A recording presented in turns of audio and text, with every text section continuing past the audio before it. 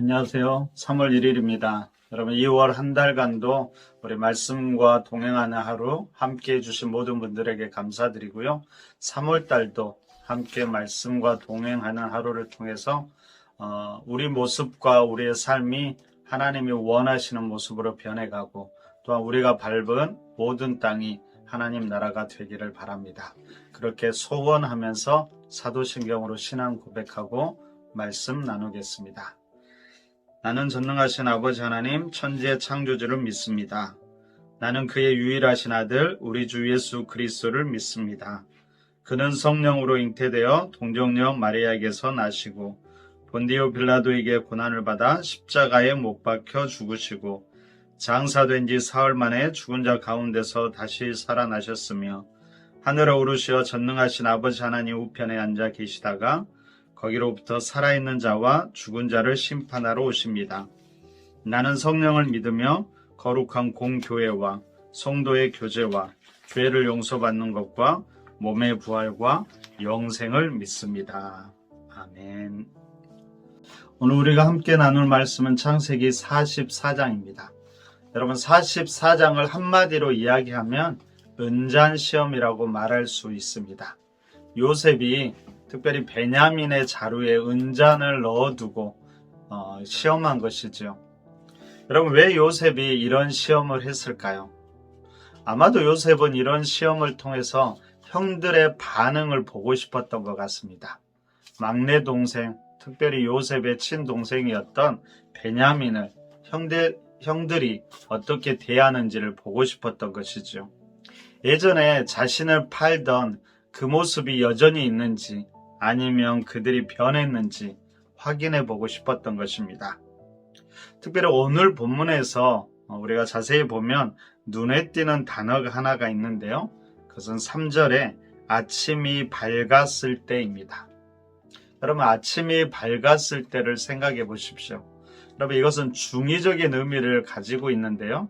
하나는 어제 요셉과 만찬을 나눈 형제들의 밝은 마음을 보여줍니다. 이제 형제들이 그렇게 밝고 기쁘게 고향으로 돌아가려고 준비하고 그렇게 출발하고 있는 모습을 설명해 주고 있습니다. 그런데 이 구절은 또 한편으로 여러분 숨겨진 것이 드러나게 될 것임을 말해주고 있습니다. 그럼 어둠 속에 숨겨져 있던 모든 것들이 아침해가 밝았을 때 드러나듯이 그처럼 형제들의 과거의 죄악이 드러나고 형제들의 마음이 드러나게 될 것을 이야기하고 있습니다. 여러분 우리는 어떨까요? 아침 해가 밝을 때 우리는 어떤 모습일까요? 여러분 이 아침에 기도 가운데 우리의 모습을 다시 한번 돌아보면서 한번 살펴보았으면 좋겠습니다. 늘 제가 하는 말인데 여러분 우리가 하나님 앞에서 좀 부끄러움 없는 삶을 살아갈 수 있기를 바랍니다. 자, 오늘 요셉의 시험 앞에서 형제들이 어떻게 반응합니까? 절대로 그럴 리가 없다라고 이야기합니다. 절대로 은잔을 훔치지 않았다라는 말이지요. 여러분 그런데 그 결과가 어떻게 되었을까요? 바로 베냐민의 자루에서 은잔이 나오게 됩니다. 형제들이 너무나 당황하고 당황을 넘어서 황당해하기 시작합니다.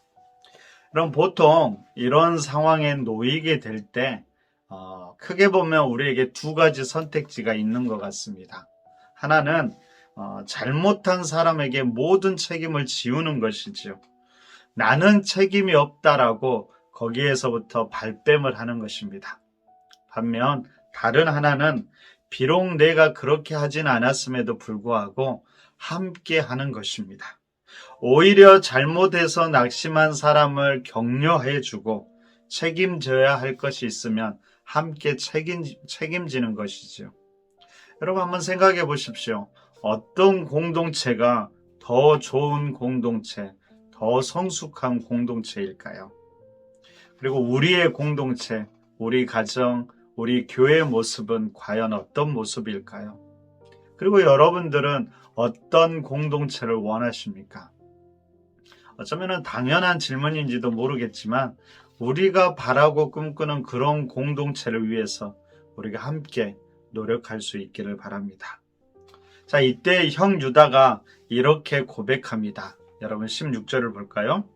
유다가 말하되 우리가 내 주께 무슨 말을 하오리이까? 무슨 설명을 하오리이까? 우리가 어떻게 우리의 정직함을 나타내리이까? 하나님이 종들의 죄악을 찾아내셨으니 우리와 이 잔이 발견된 자가 다 내 주의 노예가 되겠나이다. 여러분 이 유다의 고백에서 우리가 한 두 가지를 좀 눈여겨보았으면 좋겠습니다. 첫째는 유다는 철저히 우리라는 단어를 쓰고 있습니다. 자, 실제로 은잔이 발견된 것은 베냐민 자루였지요. 충분히 베냐민에게만 책임을 돌리고 자신들은 책임이 없다라고 이야기할 수 있었는데도 유다는 그렇게 말하지 않고 우리라고 이야기합니다. 우리는 하나입니다. 우리는 가족입니다. 우리가 이 잔을 발견된 자와 함께 당신의 노예가 되겠습니다. 그렇게 이야기합니다.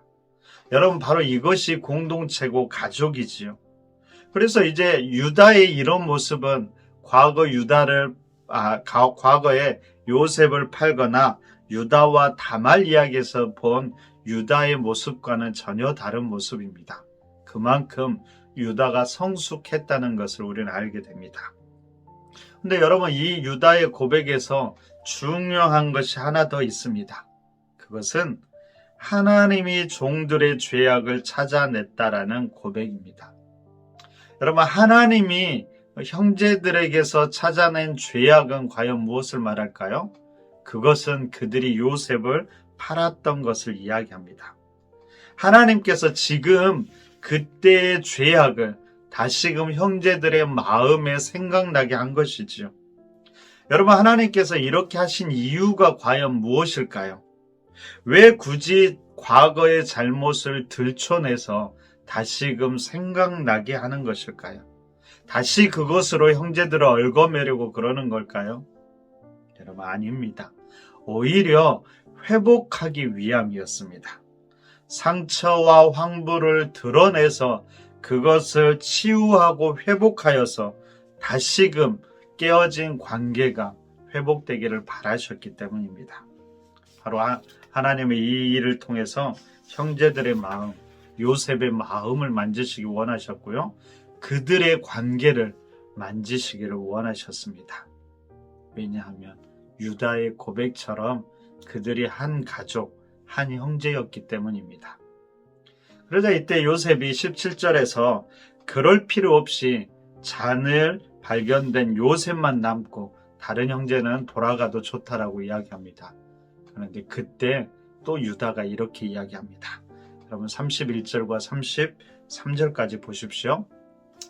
자, 아버지가 아이의 없음을 보고 죽으리니 이같이 되면 종들이 주의 종 우리 아버지가 흰 머리로 슬퍼하며 수월로 내려가게 함이니이다. 주의 종이 내 아버지에게 아이를 담보하기를 내가 이를 아버지께로 데리고 돌아오지 아니하면 영영이 아버지께 죄짐을 지리이다 하였사오니 이제 주의 종으로 이 아이를 대신하여 머물러 있어 내 주의 종이 되게 하시고 그 아이는 그의 형제들과 함께 올려보내소서. 여러분 이 말씀을 계속적으로 읽고 묵상해 보았으면 좋겠습니다. 여러분 유다가 신경 쓰는 것은 지금 자신의 생명이 아니었습니다. 그럼 유다가 지금 염려하는 것은 무엇이었을까요? 바로 아버지의 아픈 마음이었고요. 아이의 생명이었습니다. 유다는 자신의 책임을 회피하지 않고 있습니다. 자신이 약속한 것을 자기의 생명을 걸고 지키려고 하고 있습니다. 바로 이 유다의 모습에서 우리가 보아야 할 것은 무엇일까요? 여러분 첫째로 여러분 유다처럼 우리도 시간이 지날수록 성숙한 사람이 되었으면 좋겠습니다. 여러분 늘 어린아이와 같은 모습으로만 남아있지 말고 성장하고 성숙된 사람이 되십시오. 그것이 바로 건강한 생명을 가진 사람의 특징입니다. 여러분 자기의 이익만 생각하는 사람에서 이제는 공동체를 생각하고 무엇인가 책임져야 할 때 회피하는 사람이 아니라 책임지는 사람이 되십시오. 그리고 자기가 말한 약속은 어떤 상황 속에서도 핑계하기보다는 그것을 지키려는 그런 성숙한 사람이 되려고 노력하였으면 좋겠습니다. 무엇보다도 여러분 유다처럼 아버지의 마음을 알고 이해하는 사람이 되기를 바랍니다. 그것이 바로 진짜로 성숙한 사람입니다. 여러분 아버지의 마음을 알고 이해할 때만 결국 우리는 그 아버지가 될 때 그 마음을 갖게 되는 것입니다. 우리 푸른나무교회 모든 성도들이 아버지의 마음을 품은 그런 성숙한 사람이 되기를 간절히 바랍니다. 자, 두 번째로 우리는 유다의 모습 속에서 예수님의 십자가를 떠올릴 수 있어야 합니다. 여러분 십자가는 그냥 무감각한 죽음이 아니었습니다. 여러분 아들을 잃어버린 아버지의 아픈 마음을 이해하는 예수님께서 그 아버지를 위해 그 아들을 다시 살리기 위해 대신 지신 것이 아픈 마음으로 지신 것이 십자가였습니다.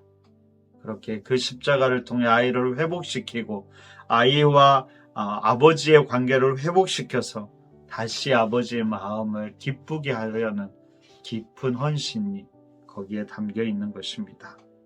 여러분 그 십자가가 우리의 생명도 구원하고 아버지의 마음도 위로하셨음을 기억하시기 바랍니다. 여러분 이 아침에 우리가 십자가를 좀 바라봤으면 좋겠습니다. 여러분 보이지 않는다라면 우리의 마음속으로 좀 떠올려 보았으면 좋겠습니다. 그리고 오늘 하루를 살아가면서도 자꾸 십자가를 생각하십시오. 특별히 어렵고 힘들 때마다 더 십자가를 많이 생각하셨으면 좋겠습니다. 거기에 달리신 예수님의 마음도 생각해 보시고요. 그리고 그 마음에 감격하면서 오늘 하루도 기쁨으로 살아가시는 우리의 삶이 되었으면 좋겠습니다. 그런 예수님을 닮기에 힘쓰는 우리 푸른나무 교회 성도들, 그렇게 해서 예수 그리스도의 장성한 분량까지 성숙한 우리 푸른나무 교회 성도들이 되시기를 간절히 바랍니다. 함께 기도할까요? 특별히 오늘 주신 말씀을 생각하시면서 하나님의 마음을 저에게도 주십시오. 그렇게 기도하시고요. 이 땅과 믿지 않는 이들을 바라보면서 하나님의 마음을 품을 수 있도록 기도하시기 바랍니다. 그리고 오늘 저녁에 있을 수요 아카데미를 위해서도 기도해 주시고요. 우리 주위에 있는 힘들어하고 아파하는 생명들을 위해서도 중보해 주시기를 부탁드립니다. 함께 기도하고 오늘 또 믿음으로 살아가는 귀한 하루 되시기를 바랍니다. 함께 기도하겠습니다.